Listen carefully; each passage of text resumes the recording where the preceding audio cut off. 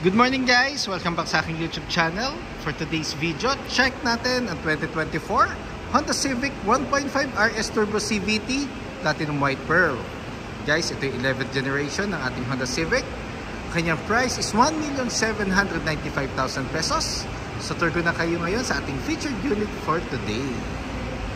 Dito muna tayo guys sa front portion ng ating Honda Civic.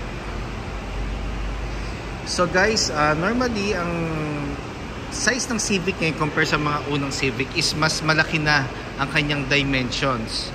So kung manonotice nyo, wala na kaming Honda Accord.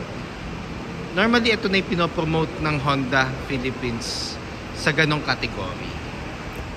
So nakaano na tayo guys, LED headlights with daytime running lights, LED fog lamps, matte black RS design front grille.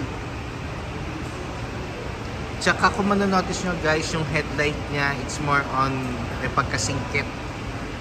Tsaka pag naka-side view ka, ang pogi. Parang napaka-aggressive ng itsura niya sa front portion.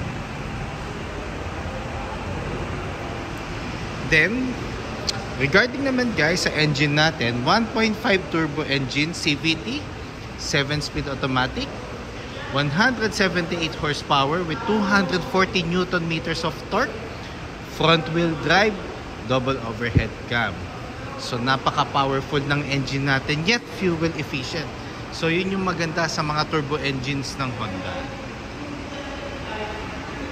So tour ko naman kayo ngayon sa ating passenger side. So, regarding naman sa ating mags, so nakaano tayo, glossy black na alloy wheel. Then, ang maganda dito guys, naka 18-inch siya. Then, ventilated disc ang ating brakes sa front. Then, MacPherson strut ang ating suspension naman sa front din. Then, 134mm ground clearance. Sumasayad ba siya? Normally guys, sa ground clearance siya na stock, hindi naman. Base yan sa mga na-observe ko pag nagda-drive ako. Not unless magpapa-lowered kayo, may possibility talaga. So, konting caution just in case na magpapa-lowered kayo ng Honda Civic. Pero yung stock na ground clearance niya, okay na. Nagko-complement siya doon sa design ng mags, sa body, kaya mukha siyang lowered talaga. Door integrated side mirrors. So glossy black ang ating upper portion. Then side turning lights is nasa side mirror na rin. Then lane watch camera. So every time na mag-right turn tayo, may image na lalabas sa head unit para doon na lang tayo titingin. Door handles is glossy black. With smart entry na rin siya guys. Then sa rear naman, solid disc ang ating brake. Then multi-link ang ating suspension naman. So regarding suspension, very smooth. Halos wala kang mararamdaman pag mga rough roads kasi maganda ang suspension ng ating Honda Civic. Then shark fin antenna is glossy black. Pakita ko naman yung back portion guys. So sa back portion naman, meron na tayong duck type spoiler na glossy black. So nagko-complement siya sa likod para mas mabigyan kayo ng sporty look. Then normally RS badge. Then LED na ang ating tail lights. So sa 11th gen kasi guys, it's more on mahaba ang ating tail lights. Not unlike kasi yung 10th gen, it's more on letter C na shape. Pero personally for me, maganda siya in person or in actual pag nakita nyo yung Honda Civic na 11th gen. Naka-reverse camera na rin tayo guys. So nakita ko lang yung back portion. So regarding naman tayo guys sa cargo capacity ng ating Honda Civic, so meron siyang 495 liters of cargo space. Then, ang ating tools and spare tire is donut type. So, nandito siya sa ilalim ng ating surface. Then, meron tayong mga latch dito. So, itong latch, pag pinul mo, mafo-fold mo yung sandalan sa second row. So, pakita ko lang guys. So, yun, pinul ko na yung isang portion.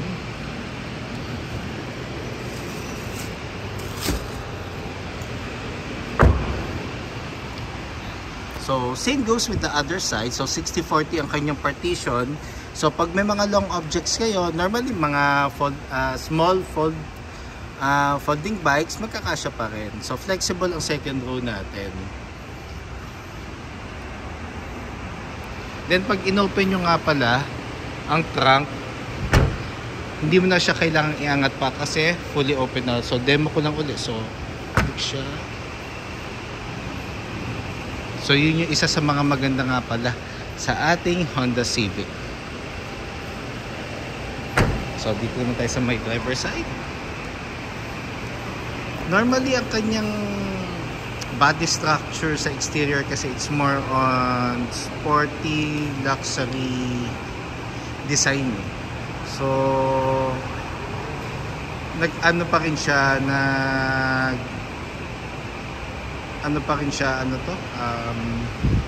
nag-out jump pa rin siya sa executive look.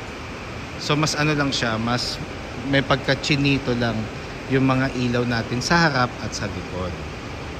Regarding naman, fuel tank capacity is 47 liters.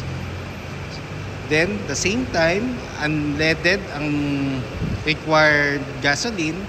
Pero kung gusto nyo mag-higher octane like 93, 95, and 97, pwedeng-pwede. Pero, kailangan consistent na isang octane lang ang gagamitin natin para hindi siya magkakaroon ng effect sa engine. Dito naman tayo sa second row guys. Door panel, combination siya ng urethane and leather with red stitches sa armrest sa door panel. The same time meron siyang glossy black accent. And regarding naman sa seats, so nakaano tayo guys, leather and suede. So pinipreserve niya yung premium interior design. So upunan tayo guys. So sa middle section naman, meron tayong armrest with 2 cup holders. Then ang ceiling natin is black. Then regarding naman sa legroom, so ano na to guys, nakasagad lang pa backward, kaya meron pa rin naman siyang spacious distance from knee hanggang doon sa front seats. Then meron tayong aircon vent sa middle section. Then ang ano nga pala guys, yung leather natin sa seats, meron siyang combination of red stitches. Then, okay na tayo dito sa second row. So, ano nga pala guys, regarding lang sa sa airbags natin. So, meron tayong wrap around airbags. Ibig sabihin, meron tayong dual front airbags. Then, side airbags for the front seats. Then, may side airbags din tayo sa mga pillars sa front and dito. Yan. Sa likod. So, regarding naman sa safety features, di rin naman magpapahuli ang Honda. Lagi siyang advanced when it comes to safety ng unit owners. So, dito naman tayo guys sa front area or sa driver seat. So, smart entry na rin siya guys. So, pag gusto mo siya lock, tap mo lang yan, tutunog at mag-automatic fold na ang side mirror. So, it means nakalock na lahat ng doors natin. So pag i-check natin dito, kasi yung smart key guys is nasa pocket ko. Dito yung smart key natin. So ang pag-unlock naman ng unit, lalagay lang natin yung kamay sa door handle.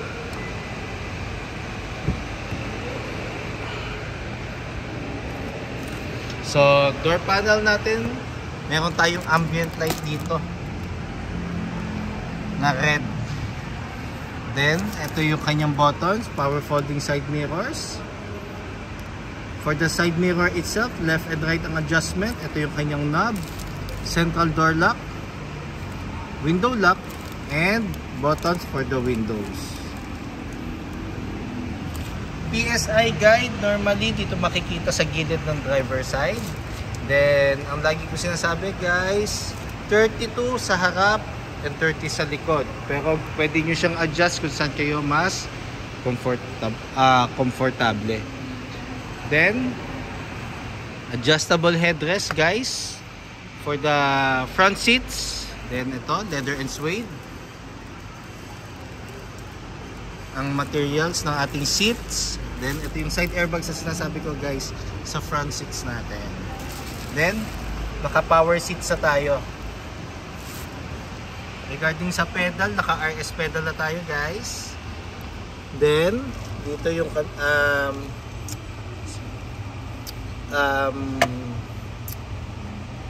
switch or open ng hood. So, upo muna tayo guys. Iba talaga ang feeling pag sumasakay ka sa Civic. Basta parang at home ka. Yan. So, pag sinara ko yung door, makikita mo meron tayong RS design na welcome symbol sa panel. Full digital panel na siya guys.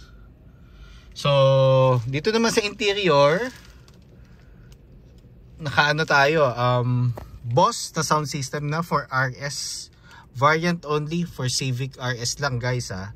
Then, regarding naman sa steering wheel, so naka-leatherette cover na tayo with red stitches. Then combination siya ng urethane dito sa busina and glossy black sa surroundings. So dito ang audio control. Then dito naman ang Honda sensing and adaptive cruise control buttons.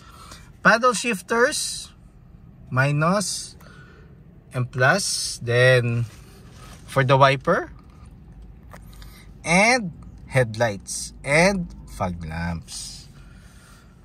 So dito naman ang push start button, push start. Then touchscreen audio unit with Apple CarPlay and Android Auto Ready. So wireless Apple CarPlay na tayo guys. So sa Civic, si RS variant lang ang merong wireless Apple CarPlay. Then ang maganda nga pala dito sa Civic guys is itong aircon vent mo na which is honeycomb pattern. It's more on para siyang meteoroid gray yung color ng pinaka screen ng aircon vent natin. Then hazard, then meron tayong mga switches dito for the aircon vent. Then ang maganda dito yung glossy black ano niya, trimmings or surroundings. Mukha siyang futuristic na design. So, ano lang yun, based on my opinion lang. Kasi nagagandahan ako sa aircon vent ng Honda Civic RS. Kahit yung CR-V natin guys, ganito na yung design ng aircon vent. Then, aircon buttons natin is more on binalik nila sa knob, which is a good thing. Kasi mafe-feel mo na naililipat mo yung mga fan, thermostat. So for me, pogi points yun. Ang hirap kasi pag touchscreen. So hindi mo alam kung na-adjust mo ba yung mga dapat mong i-adjust regarding sa aircon. Then meron tayong 2 USB port which is for charging and mirroring. Then meron tayong power outlet dito guys, pwedeng pang charging din and kung maglalagay kayo ng dashcam, basta plug and play. Ito ang magiging power source mo. Then aayusin na lang ng installer yung wirings or yung cord nung dashcam. Then for Civic RS, meron tayong wireless charger port. Sa center console guys, meron tayong 2 cup holders. Then ang maganda dito guys, ito yung shiny, parang carbon type yung ano niya, napaka elegant, the same time smooth tingnan ng ating center console. Then transmission natin guys is leather na yung taas. Then regarding naman sa cover, leather na with red stitches. Then meron tayong park, reverse, neutral, and drive dito sa ating transmission. So bakit walang S? Kasi meron siyang drive mode. So sa drive mode, pwede mong switch to eco, normal, and sports mode. So ganito lang ang pag-switch niyan. Then meron tayong electronic park brake. So electronic park brake guys, gagamitin nyo lang siya pag magpapark na matagal or i-off nyo na yung engine. Kasi ang magiging brake, handbrake natin pag stop and go tayo sa traffic is itong brake hold. So ano naman yan, dinedemo naman namin yan guys every time na nag-release kami ng unit. So just in case you have any concerns sa mga existing unit owners natin ng Honda dyan, meron kayong gusto malaman, don't hesitate to call or text ako sa contact details ko. So mamaya forward ko siya and lalagay ko siya sa description box. Then armrest guys is malaki, which is nakaka-relax din lalo na sa mga long drive. Then leather na siya with red stitches. Then for the armrest, console box is malaki din guys. So dyan yung lalagay yung mga pointers, candy, lalo na pag mga long drive, kailangan may candy kayo dyan. And yung mga car scents, pwede rin dyan. Passenger seat,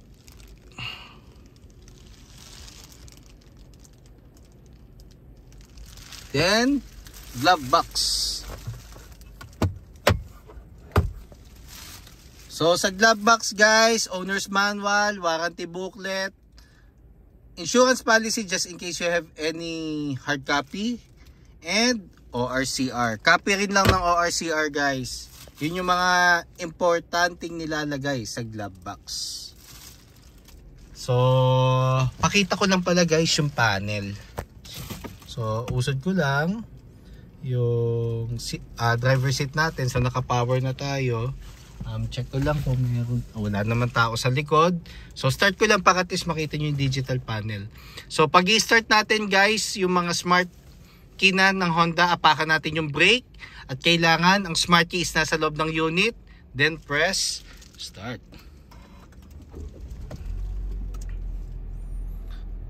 Full digital panel tayo guys.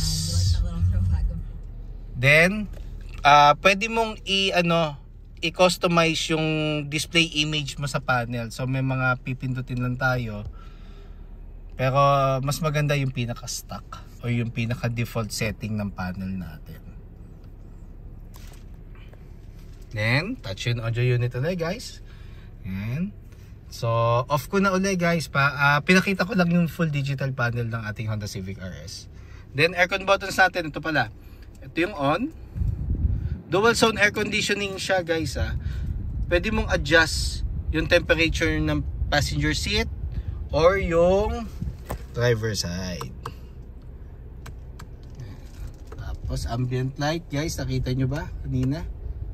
So pag nag headlight tayo guys, sa gabi lalabas yung ambient light both sides. So pag in-off ko naman yung headlight guys, mag-off din yung ambient light. Yan. So guys, for today's video, yun lang naman. So off ko na yung aircon.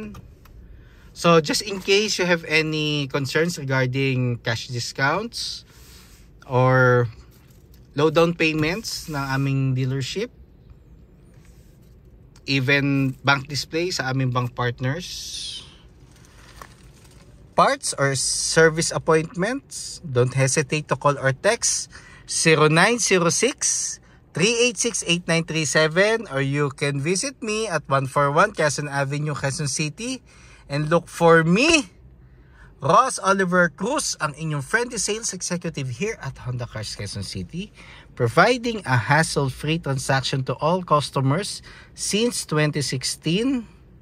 And kindly subscribe na rin sa aking YouTube channel para maging updated sa mga susunod na videos. And kindly follow na rin ako sa aking Facebook page, Honda Cars Quezon City Best Deals by Ross Oliver Cruz. So don't hesitate to call or text lang sa aking contact number. Yun lang guys, thank you and God bless.